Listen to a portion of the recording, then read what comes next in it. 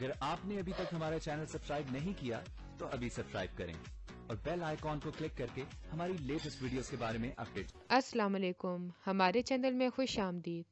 حوریہ خوش ہو جاتی ہے، جیسا وہ چاہتی تھی ویسا ہی سب کچھ ہو رہا ہے۔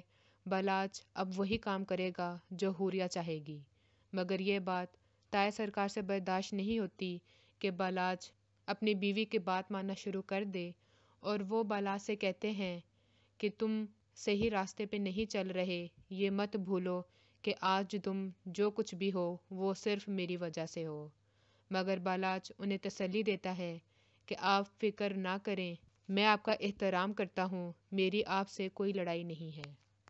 امبر اپنے بابا سرکار سے اپنے خواہش کا اظہار کرتی ہے کہ میں فائق کو پسند کرتی ہوں، تو وہ جو کہ دونوں بیٹیوں کو پسند نہیں کرتے اور وہ امبر کے لیے فائق کو اغوا کر لیتے ہیں اور اس کو مجبور کرتے ہیں کہ وہ امبر سے شادی کرے۔ مگر حوریہ کو جب اس بات کا پتہ چلتا ہے، وہ بالاچ کو مجبور کرتی ہے کہ تم جا کے اپنے طائع سرکار سے لڑو اور انہیں اس کام سے منع کرو۔ بالاچ اس کو رہا کروا لیتا ہے۔ وجاہت کو جب پتہ لگتا ہے کہ بھائی سرکار اپنی بیٹی کے لیے دوسروں کی بیٹیوں کی خوشیاں چھین سکتے ہیں تو پریشان ہو جاتا ہے اور کوشش کرتا ہے کہ منہل کی شادی فائق سے جلدی ہو جائے۔ ہماری مزید ویڈیو کو دیکھنے کے لیے ہمارے چینل کو سبسکرائب کریں، بیل آئیکن کو دبانا نہ بھولیے گا۔ اگلی ویڈیو تک کے لیے اللہ حافظ۔